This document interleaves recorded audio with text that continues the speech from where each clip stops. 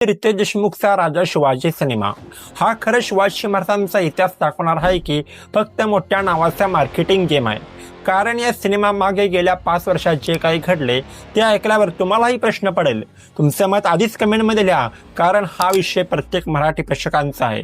2020च्या शिवजयंतीला रितेश देशमुख आणि नागराज मंजुळे यांनी सोशल मीडियावरती मोठी घोषणा केलेली होती। त्यांनी सांगितले होते की छत्रपती शिवाजी महाराजांच्या जीवनावर 3 मोठे सिनेमे बनवले जाणार। पहिला भाग शिवाजी, दुसरा भाग राजा शिवाजी आणि तिसरा भाग छत्रपती शिवाजी, म्हणजे पूर्ण इतिहास 3 भागामध्ये दाखवण्याचा मोठा प्लॅन होता।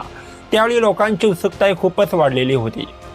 पण त्यानंतर काय झालं? 2-3 वर्ष पूर्ण शांतता, ना शूटिंगची बातमी ना कुठली अपडेट।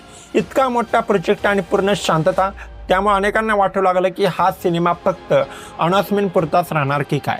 मग अचानक 2024च्या शिवजयंतीला रितेश देशमुख यांनी एक नवीन पोस्टर लॉन्च केले आणि तेच सगळ्यात मोठा बदल दिसून आला। आधी या सिनेमाचा डायरेक्टर होता नागराज मंजुळे, पण नवीन पोस्टरमध्ये डायरेक्टर म्हणून नाव दिसत होतं रितेश देशमुख यांचं।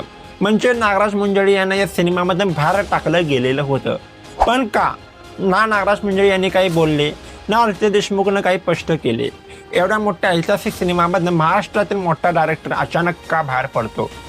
ज्याने नाळ 2, सैराट आणि फॅन्ट्री अशा अनेक सिनेमे, अनेक हिट सिनेमे दिले। क्रिएटिव्ह मतभेद, बजेट की सिनेमाची दिशा बदलली?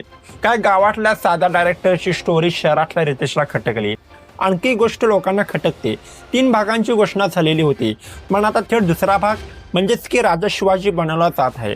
पहिला भाग रद्द का झाला याबद्दल अजून काही स्पष्ट झालेलं नाही। इथं फक्त शिवाजी राजांच्यावरती सिनेमा बनवून पैसा छापाचा खेळ सुरू झाला आहे हे मात्र नक्कीच।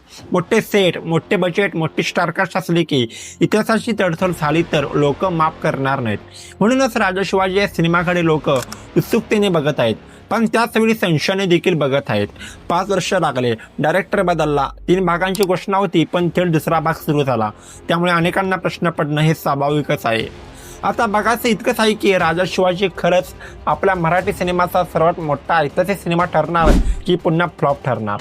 तुमचं मत आम्हाला नक्की सांगा।